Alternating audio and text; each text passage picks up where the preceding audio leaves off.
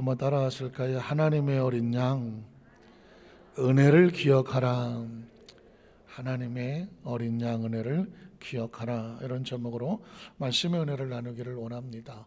여러분, 성경 속에 보면 수많은 동물들의 이름이 나옵니다.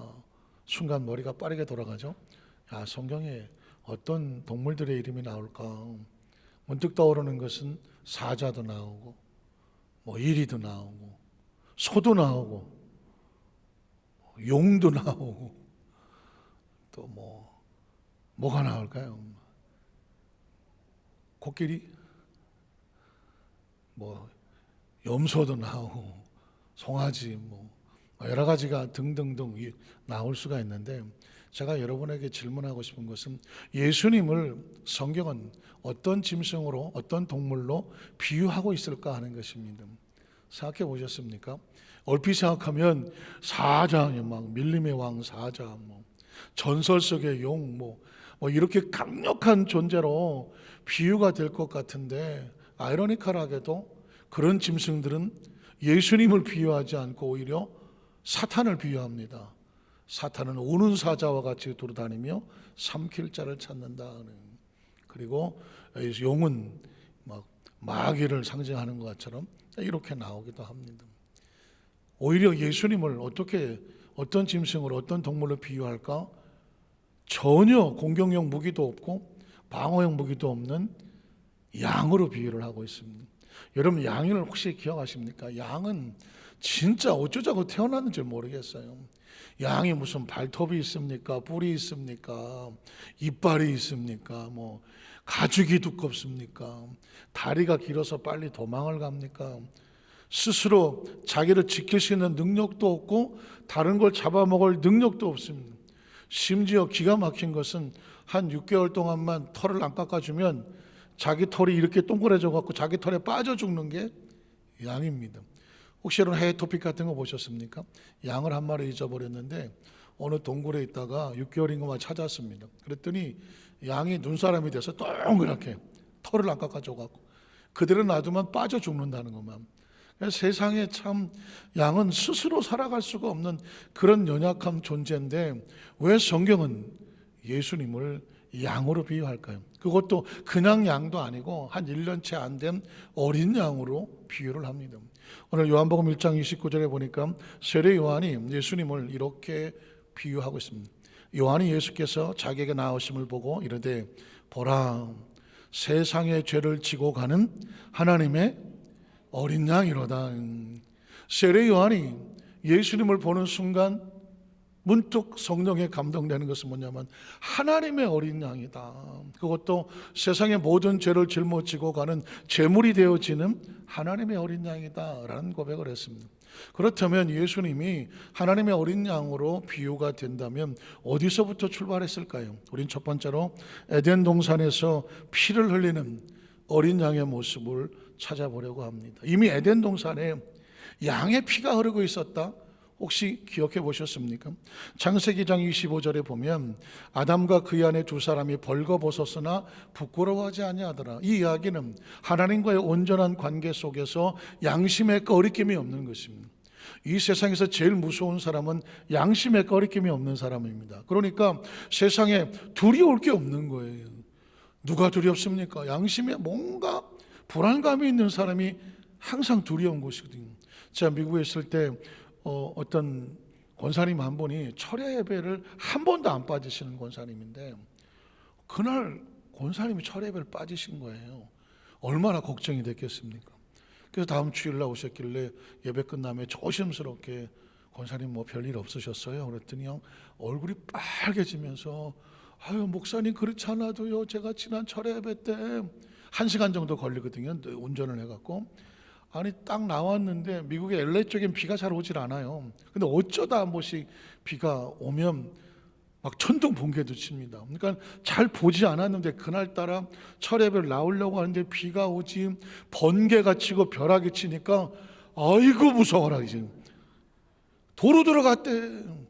갑자기 막 번개가 치고 벼락이 치니까 마음이 뭔가 모르지만 혹시 뭔가 꺼리는 게 있으셨던 것 같아. 내가 볼 때 왠지 막 벼락이 무섭고 번개가 무서워서 차를 몰고 다시 들어가고 집에서 처리하는데 밤새도록 회개를 했다더만. 그래서 아직도 뭘 잘못하셨는지 전 기억을 모르겠는데, 어쨌든 사람은 뭔가 양심의 가책이 있으면 무서워 견딜 수가 없는 거예요. 그런데 성경은 놀랍게도 아담과 그의 아내 두 사람이 벌거벗었으나 부끄러워하지 아니하더라.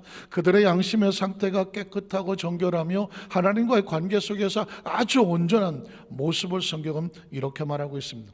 그랬는데 6절로, 창세기 3장 6절로 8절에 보면, 여자가 그 나무를 본즉 먹음직도 하고 보암직도 하고 지혜롭게 할 만큼 탐스럽게도 한 나무인지라 여자가 그 열매를 따먹고, 여기서부터 상황이 달라집니다. 하와가 열매를 따먹었다는 얘기는 하나님께서 선악과를 먹지 말라, 손대지 말라고 했는데 말씀을 어긴 거죠. 말씀을 어기는 걸 뭐라고 말하죠?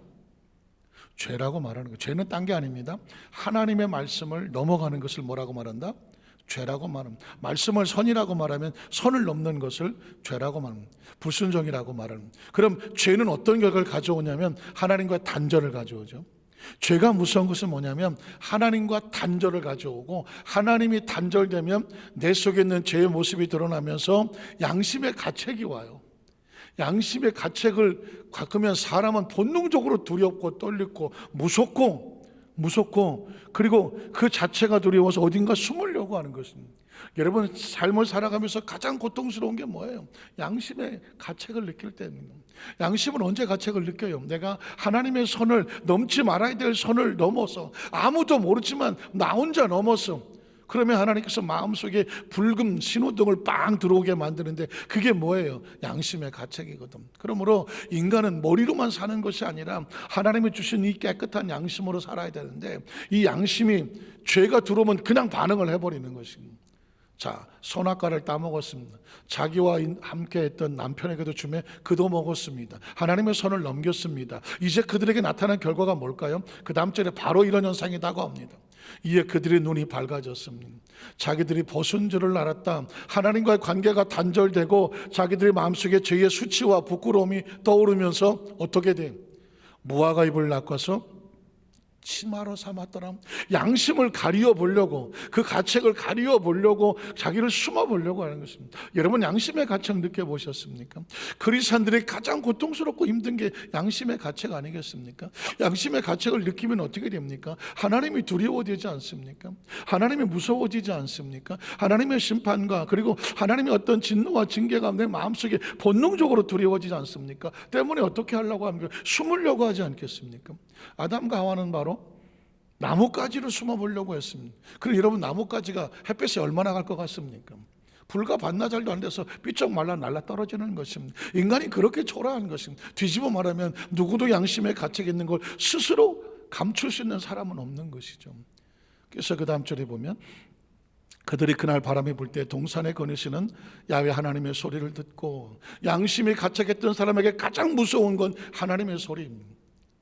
양심이 가책되지 아니하고 은혜 속에 사는 사람에게 가장 소망은 뭐냐? 하나님의 소리입니다. 예수님을 그대로 믿으시면 아멘 하시기 바랍니다. 지금 저와 여러분이 하나님의 날에 하나님 앞에 이 빗속을 뚫고 나와서 있는 이유가 뭘까요? 우리 영은 하나님의 음성을 들어야 살거든. 하나님 앞에 나와야 살거든. 하나님과 컨택해야 살거든. 하나님의 은혜가 있어야 살고, 소망이 있어야 살고요. 하나님의 터치가 있어야 살고요. 하나님의 손길이 있어야 살고요. 하나님의 소망을 발견해야 살고요. 하나님의 성령의 감동이 있어야 살거든요. 그래서 이 자리에 나와 있는 것이거든요. 하나님을 경험하고 체험하고 하는 예배를 드리며 하나님이 주시는 평안과 안식이 우리 속에 임하기를 소원해야 살아가는 거거든요. 그런데 이 양심의 가책이 다가오면 이게 끊어져 버리거든요. 하나님이 무섭죠. 두렵고 떨려서, 그래서 아예 오히려 점점 멀어져 가려고 하는 것이거든요. 그래서 아담과 하와가 소리를 들었습니다. 안으로 달려올까요? 돌아가서 숨을까요? 양심의 상태를 보면 알되죠. 그 다음 절을 보니까 어떻게 합니까? 아담과 그의 아내가 야훼 하나님의 낯을 보고 기뻐 달려온 게 아니라 피하여 동산나무 사이에 숨었습니다. 그러면 그 사람들의 마음의 상태를 알 수가 있죠. 지금 양심에 깨끗함이 있나요? 아니면 무슨 잘못을 인하여 가책이 있나요? 가책이 있는 거예요. 인간은요, 본능적으로 죄에 대한 어떤 것이 들어와서 내 마음의 양심의 가책을 느끼면 하나님께 나갈 수가 없어요. 뒤로 물러가야 돼요. 숨어야 돼요. 동산나무 사이에 숨었습니다. 숨어질까요? 동산 나무 사이에 숨어 있으면 하나님께서 어디 갔지? 어디 갔지? 못 찾을까요? 지금 아담과 하와는 거의 심형래 수준입니다. 연구 없다 그러면 나무 사이에 숨어 있는다고 보입니까? 그러나 인간이 그래요. 감추면 감춰줄 줄을 아는 것이죠.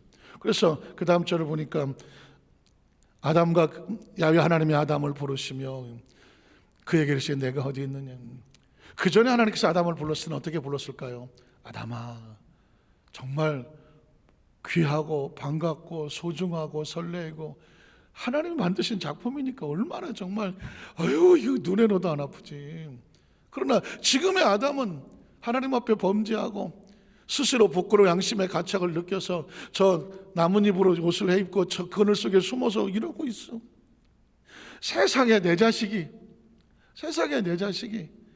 어디서 그렇게 부끄러워갖고 어디서 되게 숨어서 이러고 있어. 그걸 내가 봐야 돼. 어떨 것 같아요? 제가 말씀을 드리잖아요. 세상에 제일 견디기 힘든 게 뭐예요? 자식이 우는 소리, 고통스러운 소리, 자식이 힘들어하는 소리, 몸부림칠 소리, 이러고 있는 소리. 그거 부모가 못 보는 거거든요. 저는 하나님의 심정이 하나님께서 아담을 보시고 얼마나 가슴을 치셨습니까? 여기서 하나님의 한이 느끼니 하나님이 왜 죄를 미워하신지 아십니까? 죄는 하나님과 우리 사이를 단절을 시켜요. 왜 마귀를 하나님께서는 그를 심판하기 원하시지 아십니까? 마귀는 죄를 짓게 하잖아요. 하나님과 사이를 이간질시키잖아요. 지금 아담은 나무 그늘 사이에 숨어서 초췌하고 있고 하나님은 그 모습을 보면서 정말 인간으로 표현한다면 피눈물을 흘리지 않겠습니까? 아이고 이 자식아 아담아, 내가 어디 있는 거야 지금? 몰라서 묻습니까? 네가 있을 자리가 왜 여기야? 네가 있을 자리는 여기인데 네가 왜 이 나무 사이에 숨어 있어? 하나님이 가슴을 치는 소리 아닙니까? 내가 어디 있느냐? 이르되 내가 동산에 고개도 못 들고 그러죠. 내가 하나님 그 소리를 듣고 했는데 내가 벗어서 두려워해서 숨었습니다. 사랑하는 성도 여러분, 왜 성경에 이런 이야기가 있을까요? 하나님의 사람들은 하나님과의 관계가 올바라야 그래야 모든 것이 보정이 돼요. 생명도 안전하고 그 삶의 모든 것들이 안전하고 평안한 거예요. 하나님과 관계가 깨어지면 모든 게 깨어지는 거예요. 초라하게 숨어서 어디가 숨고자 하나 숨을 수도 없어. 그 이야기를 지금 이 에덴에서 우리에게 외치고 있는 것입니다. 수천 년 전 수만 년 전의 사건이라고 할지라도 인간의 존재 자체가 이래요. 이 시스템 속에서 벗어날 수가 없어요. 하나님의 소리를 듣고 기뻐 즐거워야 달려나와야 살 수 있는 거예요. 근데 그 소리를 듣고 두려워 숨는다고 하면 이건 하나님과 관계가 무너졌기 때문에 이 생명은 살아있어도 살아있는 게 아닌 거예요. 그 다음 절은 그래서 누가 너의 버섯음을 내가 알렸느냐? 내가 내게 먹지 말라 명한 그 나무를 네가 왜 먹었느냐? 하나님은 가슴을 치시는 거죠. 저는 성경에서 이 한을, 하나님의 한이 있어요. 하나님의 한의 클라이막스는 뭔지 아십니까? 자기 백성들을 그 축복에서 밀어내야 되는 한이. 그러니까 지난번에 제가 생명나무 얘기를 할 때에 하나님을 잃어버리면 생명나무를 잃어버리지, 생명나무를 잃어버리면 생명이 안전하지 못해. 그럼 어떤 결과가 다가옵니까? 창세기 3장 17절로 20절에 보면 아담에게 이르시되 내가 내 아내의 말을 듣고 내가 먹지 말라 나무 열매를 먹었으니 어떻게 돼요? 그 다음에 결과예요. 예를 들어서 어떤 잘못을 저지르면 자동으로 결과가 나가오지 않겠습니까? 그래서 땅은 너로 말미암아 저주를 받게 되죠. 하나님 말씀을 벗어나면 땅은 저주로 돌아가게 되는 것이고, 너는 내 평생에 수고하여 그 소산을 먹는 건 하나님의 은혜가 단절됐으니까 네 스스로 만들어 먹어야 되는 것이고, 그 다음 절을 보면 땅은 내게 가시덤불과 엉겅퀴를 낼 것이라. 그 삶의 경제적 여건과 환경이 너에게 녹록하지 않을 것이며 네가 먹을 것이 제한될 것이라. 밭의 채소인즉 그래서 내가 결국은 죽음으로 생명을 잃어버렸으니 흙으로 돌아갈 때까지 네 삶이 생로병사 땀 흘려 고통스럽게 살아야 먹을 것을 먹으리니 내가 그걸 취하여 입었습니다.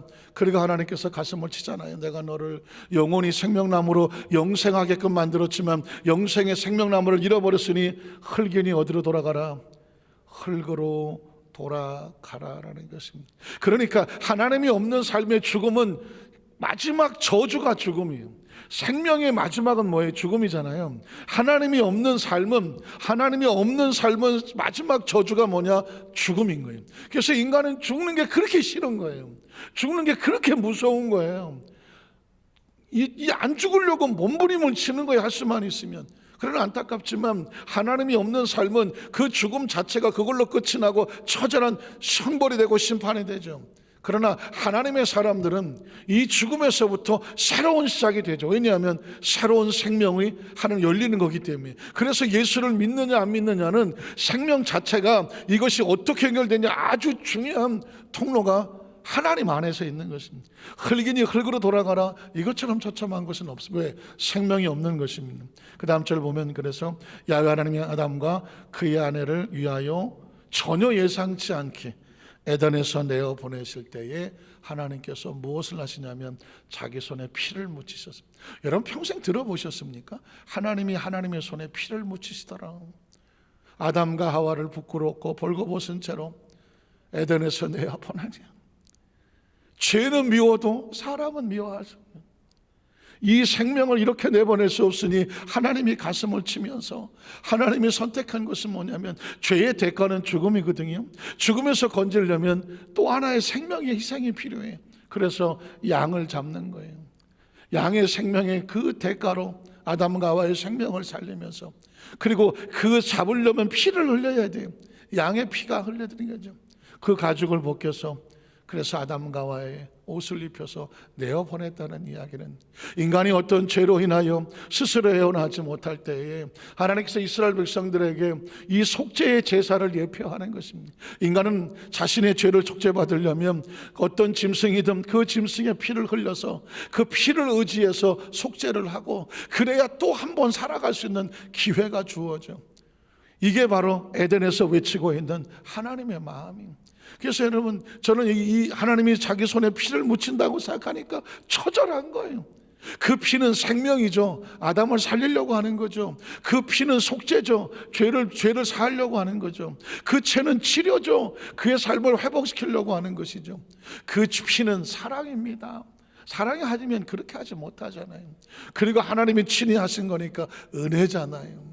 인간은 결론적으로 하나님의 은혜와 은총과 사랑과 속죄와 그 생명과 치유와 그 손길로 인하여 우리가 살아가는 거지, 우리 스스로 우리가 태어난 것도 모르겠고 태어날 때도 요만한 핏덩어리로 태어났고, 여러분은 믿으실지 모르겠지만 여러분이 그렇게 멋있게 태어난 게 아니에요.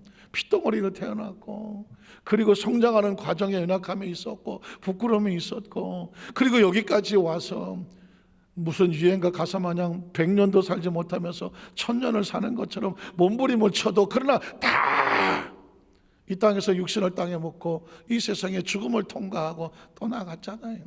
이 상황 가운데 생명을 살리는 이 하나님의 의도와 계획과 사랑과 이걸 부여 잠든 걸 뭐라고 말해? 신앙이라고 말하는 거죠. 그래서 이스라엘 백성은 애굽에서 나올 때도 하나님께서 어떻게 하셨습니까? 양을 잡아 그 피를 가지고 문설주에 발라라. 그럼 내가 애굽의 사망의 신이 나서 심판을 할 때에 피를 본 즉 넘어가리라. 왜냐하면 죄의 대가는 피거든요. 피는 생명을 말하는 것은 피 흘림이 없은 적 죄사함이 없다고 말했습니다. 이스라엘 백성이 광야를 지나갈 때 하나님께서 그들에게 너희가 인간이 피할 수 없는 죄의 문제를 속죄하기 위해서 속죄 제사를 말씀해 주셨습니다. 그것이 레위기라고 하는 제사법이 나오는 성경인데요, 레위기 16장 6절로 8절에 보면 아론은 대제사장이거든요. 자기를 위한 속죄제의 수송아지를 드리되 자기와 집안을 위하여 속죄하고, 하나님께 드리는 예물은 조금 등급이 있었어요. 여유가 있는 사람은 송아지 또는 소를 드렸습니다. 형편이 그렇게 되지 않는 사람은 양이나 염소를 드렸습니다. 또 그것도 안 되는 사람은 비둘기를 드렸고, 그것도 안 되는 사람은 곡식의 가루를 드렸습니다. 그러니까 중요한 것은 뭐냐면 하나님은 절대적으로 어떤 것을 가지고 너 이만큼 드려야 돼를 요구하시는 것이 아니에요. 그 사람의 형편 처지에 최선을 다하면 되는 거지. 중요한 건 마음이었었습니다. 그래서 또 하나님께서 말씀하신 건 두 염소를 가지고, 내가 만약에 죄를 지었어, 죄의 문제를 해결받기를 원하면 성경에 보면 염소와 양을 같은 의미로 나오고 있습니다. 염소 2마리를 가지고 회막문 성막문 앞에 두고, 하나님 앞에 두고 두 염소를 위해서 염소 2마리가 와 있어. 제비를 뽑아요. 자, 네가 제물로 드려질 것이냐, 아니면은 저 광야로 가서 대신 죄를 짊어지고 저 절벽에 멀리 떠나갈 것이냐. 그래서 제비를 뽑아서 하나 먼저 선택된 제비를 뽑은 그 염소를 또는 양을 잡아서 어떻게 하냐면 하나님 앞에 제물로 드려지는 것입니다. 아까 말씀드렸죠. 마치 아담과 하와를 위해서 하나님께서 양을 잡아 피를 흘려서 그 가죽으로 그들을 덮으셨던 것처럼, 죄를 덮은 것이죠. 그것처럼 하나님께서 죄인을 위해서 양을 잡아서 그 피로 흘리고 그 제물을 하나님께 드림으로 말미암아 그 죄를 용서해 주시고, 그리고 또 한 마리 남은 건 뭐예요? 남은 그 양이나 염소는 이름이 뭐냐면 아사셀을 위하여. 사실 잘 안 나오는 단어이기 때문에 제가 여러분에게 이 아사셀을 기억시키려고 썼던 단어 하나가 있죠. 뭐예요? 기억하시나요? 아사셀? 아사르비아 했잖아요. 한번 따라하실까요? 아사르비아. 아사르비아, 그냥 막 일막 그냥 쓰는 말 같죠. 그런데 그 내용에 의미가 있기 때문에 제가 끄집어 온 겁니다. 아사셀은 아사르비아의 의미가 있어요. 제가 이 아사르비아가 이게 무슨 말이야? 쓰기는 썼던 것 같은데 이게 도대체 한국말이야? 일본말이야? 제가 뭐 사전과 자료를 찾아봤더니 어떤 사람이 일본말이라고 주장을 했어요. 그런데 내용을 보니까 일본말이 아니고 일본 언어학자도 일본엔 아사르비아란 말이 없다는 것입니다. 그럼 아사르비아는 어디서 온 말이냐? 그랬더니 결국 국어학자들은 뭐라고 말하냐면 예전에는 없는 말이고 근대에 와서 젊은 사람들이 별로 반응이 없네. 아싸 뭐 너무 좋고 막 기분이 좋을 때, 또 뭐가 잘 될 때, 흥분했을 때 아싸 뭐 했는데 이 밑에 전미어가 붙어서 아사르비아 뭐 이렇게 했다는 것입니다. 그래서 국어학자들은 뭐라고 말하냐면 어떤 기쁘고 즐거고 흥분된 일이 있을 때 표현하는 감탄사, 그래서 감탄사는 표준어로 이렇게 사전에 등장이 안 된다고 하고요. 그래서 그 아사르비아는 그게 속어나 나쁜 말이 아니라는 것입니다. 다만 시대 속에서 썼던 감탄사야. 기쁘고 너무 흥분하고 너무 막 좋은 일 있을 때 야 아사르비아 뭐 그랬다는 거예요. 여러분, 적어도 아사살에는 그런 의미가 있습니다. 이 아사셀로 여겨져 선택되는 양이나 염소는 대제사장이 그 소의 염소나 양의 머리에 손을 얹고, 그리고 죄인의 머리에 손을 얹고 기도하는 것입니다. 하나님, 이 사람의 이 죄를 대속하기 위하여 이 양이나 염소에 손을 얹고 기도합니다. 이 죄가 이 염소나 양에게 전가되게 하셔서 이 죄의 짐을 지고 그리고 저 광야로 끌고 가는 것입니다. 광야로 끌고 간 다음에 아무도 한 번은 절대 나올 수 없는 것, 또 어떤 경우 절벽을 만나면 절벽에서 집어 던져버리는 것입니다. 그건 뭐냐면 한 번 용서받은 죄는 저 광야 끝으로 가서 다시 돌아오지 않으며, 여기서 아사르비아가 나와야 되는데 내가 용서받은 그 죄는 저 광야 끝에 그 양이 짊어지고 가서 저 끝으로 가서 다시 돌아오지 않으며, 아사르비아죠. 그리고 그 염소를 절벽이나 양에 떨어뜨려서 그 시신도 찾을 수 없어. 그러면 뭐냐? 나의 죄가 짊어진 그 양과 염소가 저 절벽 끝에 가서 시체도 찾을 수 없으므로 죄의 모습을 찾을 수가 없어. 그래서 마귀가 이 사람 이런 죄를 졌어요. 하나님 앞에 정죄하고 참소를 해야 되는데 죄가 없어. 죄가 저 광야 어디 절벽 끝에 가서 던져졌는데 찾을 수가 없어. 저와 여러분의 죄를 하나님 용서해 주셔서 던져버렸는데 찾을 수가 없어. 그게 아사르비아인 거예요. 그리고 그 죄가 다시 나한테 와서 너 옛날에 이런 죄를 지은 사람이잖아, 다시 정죄와 참소를 할 수가 없어. 왜? 죄를 멀리 보내갖고 돌아오지를 않아. 그게 하나님께서 이스라엘 백성들에게 너희가 속죄받으려고 하면 하나는 태워서 피를 흘려서 하나님께 제물로 드리고, 하나는 그 죄의 짐을 지고 저 광야로 가서 다시 돌아오지 않게 하고 아예 절벽에 던져버려서 그 사체도 찾지 못하게 해서 너희 지은 죄를 다시는 기억하지 아니하며 동이서에서 먼 것처럼 다시 만나지 못하게 하며 저 깊은 바다에 던져서 찾지도 못하게 할 거다. 여러분, 하나님이 이 죄로 인해서 얼마나 민감하시면서, 그러나 속죄에 대해서는 얼마나 완벽하게 하시는 것입니다. 그래서 구약시대의 이스라엘 백성들은 바로 양과 염소의 피를 통하여 의지해서 그들의 죄를 용서를 받았습니다. 자, 그렇다고 하면 오늘날 시대에 우리도 양하고 소를 잡아야 되는 거예요. 어디 광야에 갖다 버려야 되는가? 이게 인류의 문제 아니겠습니까? 바로 이것을 대신 짊어지시어 온 일을 대신하는 하나님의 어린 양, 하나님의 어린 양이 제물로 오신 분이 바로 예수 그리스도입니다. 그래서 두 번째로 갈보리 십자가에서 피 흘리시는 예수 그리스도 모습입니다. 오늘 종료주의를 통해서 내일부터 고난주간이 시작이 되고 특별 새벽 예배도 있고 다음 주일은 부활주의를 드리는데, 고난주간의 의미가 뭐야? 예수님이 저와 여러분을 대신하여 그 짐을 짊어지시고 저 광야 먼 곳으로 가서 던져져 버림을 받아 다시는 그 죄가 돌아오지 못하도록 그걸 끌어안고 사망에 들어가서 거기서 아예 그냥 청산을 해버리고 새로운 생명으로 태어나시는 게 뭐예요? 그게 부활이잖아요. 그게 부활.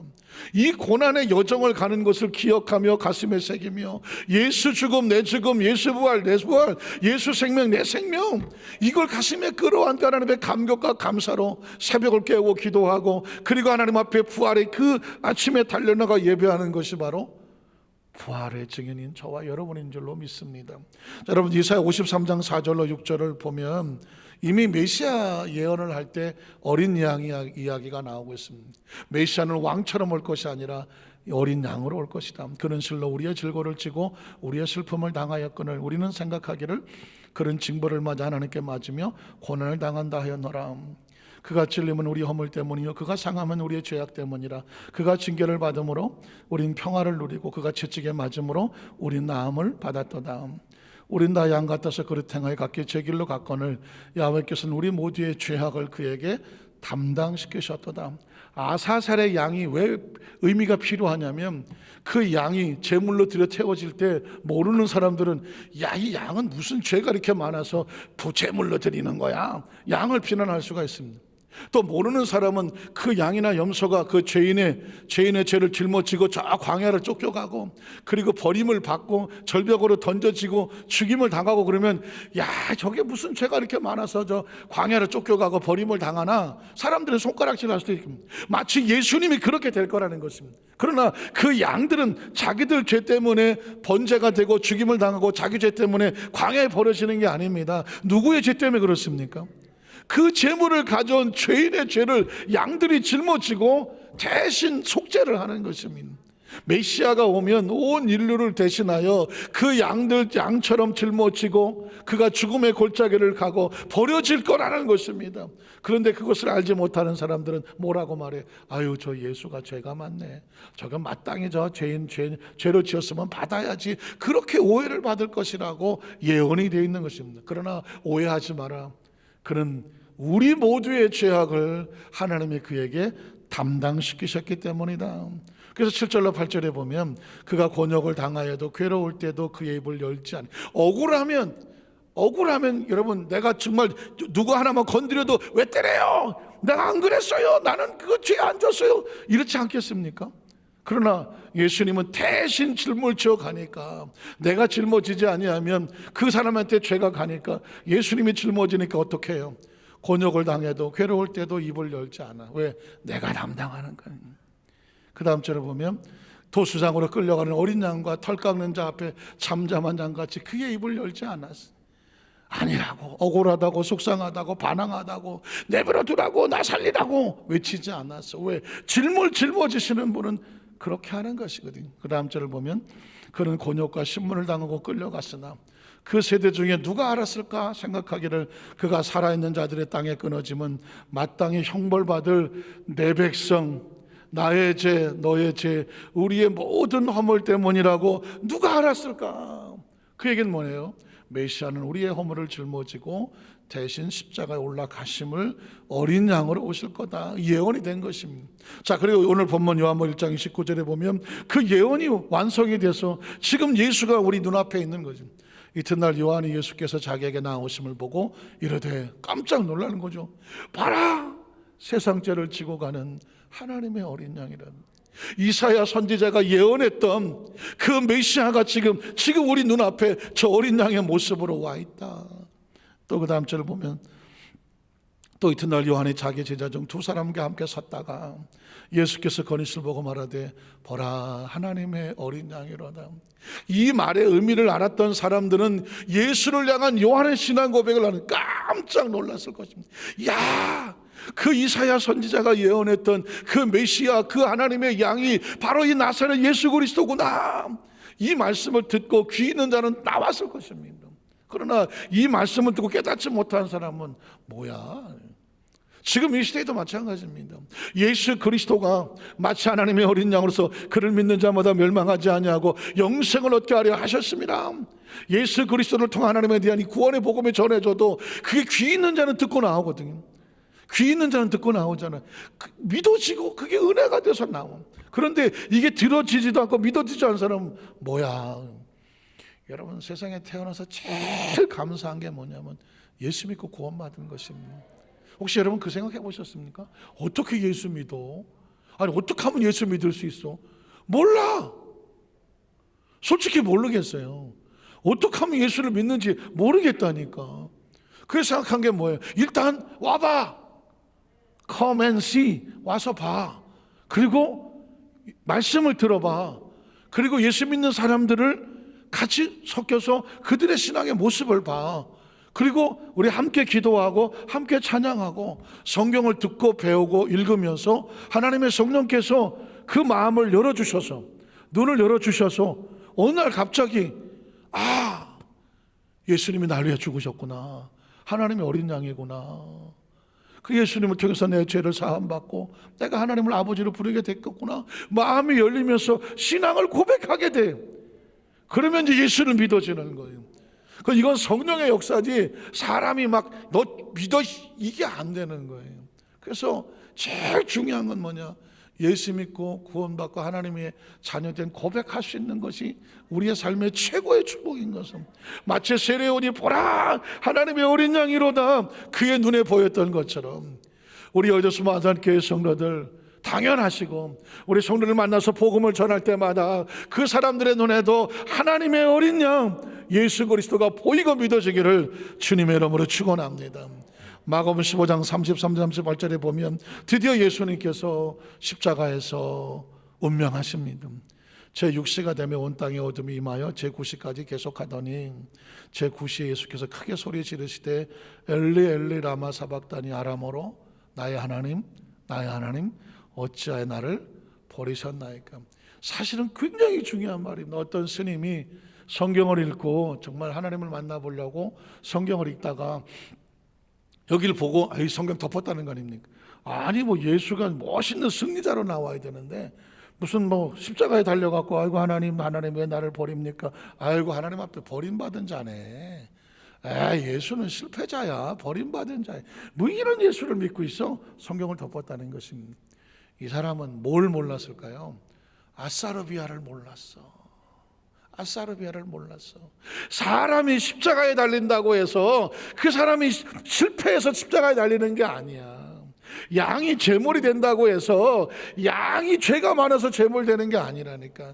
양이 저 광야로 쫓겨간다고 해서 재수가 없어서 쫓겨가는 게 아니라니까. 그 양들은 그 죄인의 죄를 짊어지고 세단에 올라가기도 하고 버려지기도 하고 광야 절벽에 떨어지기도 하는 거예요. 그 하나님의 아들이 십자가에 달려서 하나님 어째 나를 버리십니까? 라고 하는 것은 그 죄를 짊어지고 있는 그 상황에 그 죄의 대가를 치르고 있는 중이죠. 죄의 대가로 생명을 내어놓고 죄의 대가로 버려지고 죄의 대가로 그 모든 죄를 청산하는 과정을 겪고 있는 거죠. 그게 그 의미까지 알지 못하면 예수가 안 믿어지는 거죠.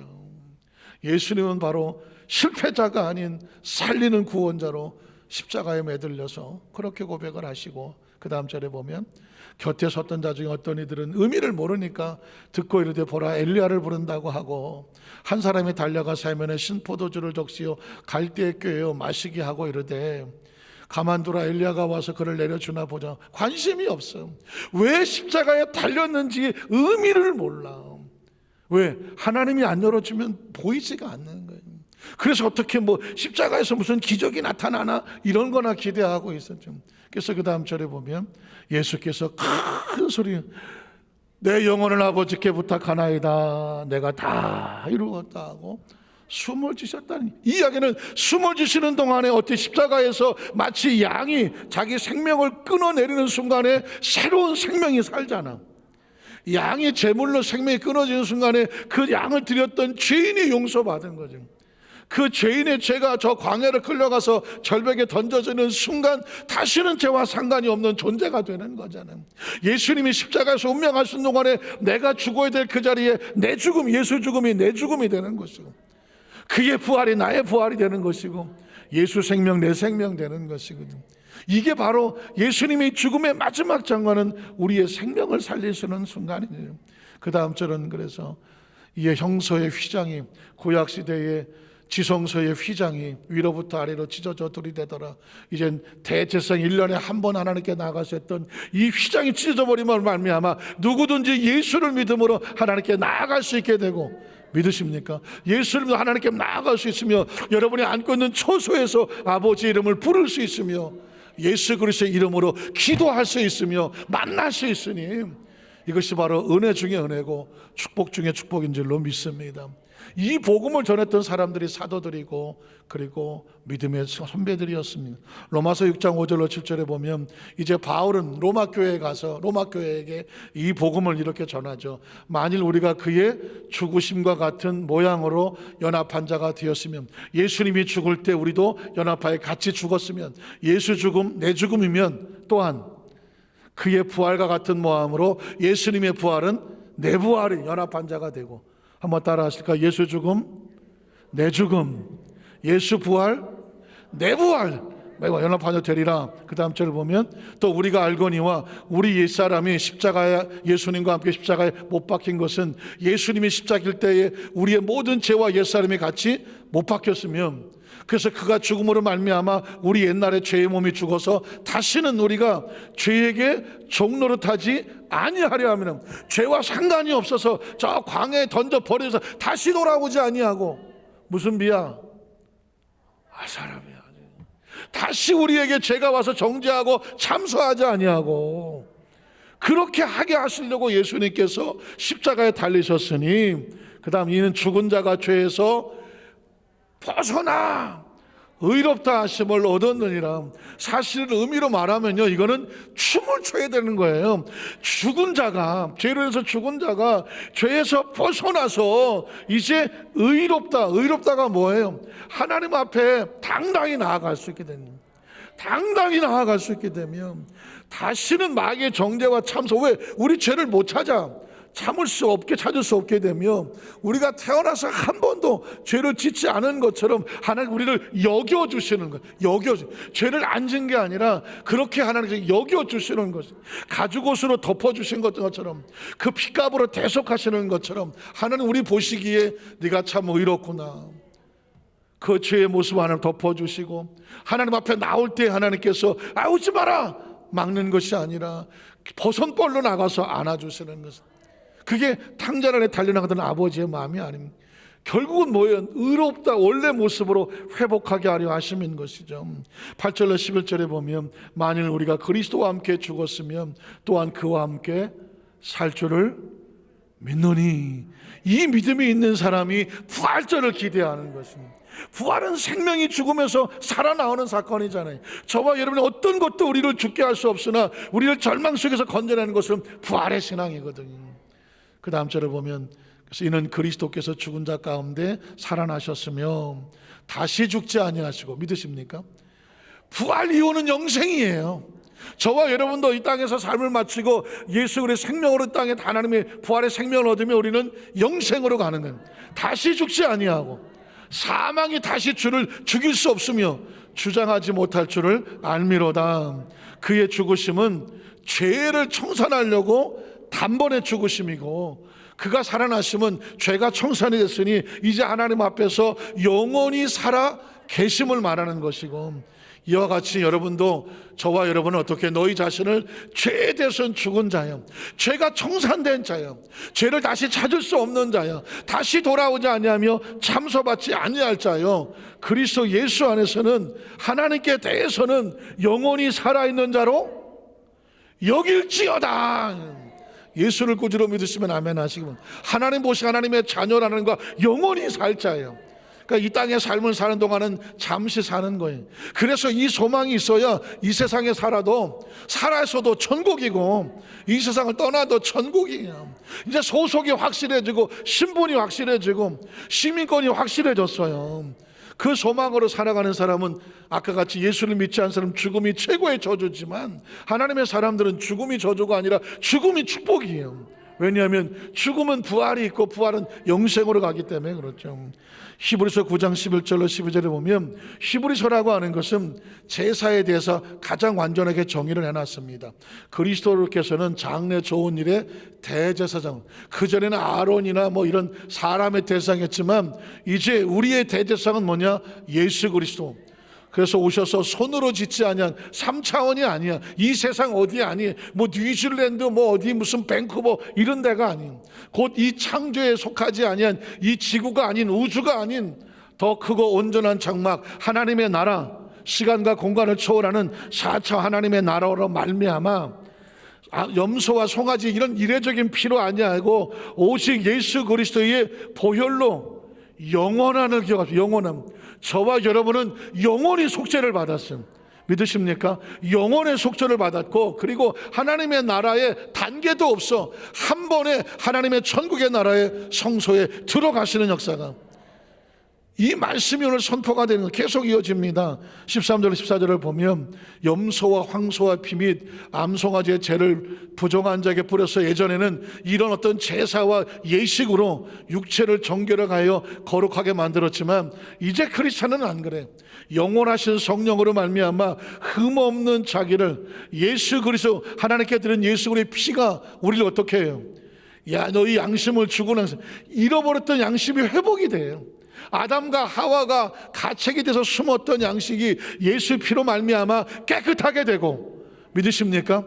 양심이 깨끗하게 되니까 에덴이 회복하고 하나님과 회복이 되고, 그래서 하나님께 나가서 하나님을 섬기게 하지 못하겠느냐. 이게 지금 성경에서 말씀하시는 저와 여러분의 에덴에 잃어버렸던 양심을 예수 그리스도로 말미암아 회복되어 찾게 되는 축복의 은혜인 줄로 믿습니다. 말씀을 정리하기를 원합니다. 해마다 고난주간은 찾아와요. 그러다가 보니까 가장 무서운 것은 뭐냐면 뻔한 거야. 늘 뭐 작년에도 고난주간이, 올해도 고난주간, 뭐 아까 장로님 기도하셨지만 사순절 기간 40일 동안 그리스도 십자가를 묵상하는 기간, 정신없다가 보면 그냥 지나가 버리는 기간. 그러나 이 의미를 정말로 깊이 감사하는 사람은 마음속에 이 고난주간을 특별한 주간으로 생각하는 것이, 특별한 은혜로 생각합니다. 사람은요 절대로 이 은혜를 잃어버리면 안 돼. 정말 감사하고 귀한 것을 가슴에 품어야, 그래야 가치가 있어. 예수님의 생명의 가치가 있고, 예수님의 보혈의 가치가 있고, 은혜의 가치가 있고, 그래야 내가 어떤 존재인지를 알게 돼. 다시는 죄에 대해서 멍에를 매지 아니하고, 죄에 대해서 죽은 자니까 죄가 너를 주장하지 못할 것이며 사망이 너를 공격하지 못할 것이며, 영원하게 단번에 한 번에 하나님의 나라가 들어간 부활과 영생의 소유자다. 이걸 여러분 우리가 기쁨과 감사로 준비하는 것이 고난주간 새벽 예배요, 고난주간의 삶이요, 그리고 다음 주일은 부활주일과 기쁨과 감사로 진짜 교회 앞에 써붙일까? 아싸르비아 사우폴. 여러분의 마음속에 기쁨과 감사와 감격이 막 표현되는 은혜가 함께 하시기를 주님의 이름으로 축원합니다. 기도하겠습니다. 하나님 아버지,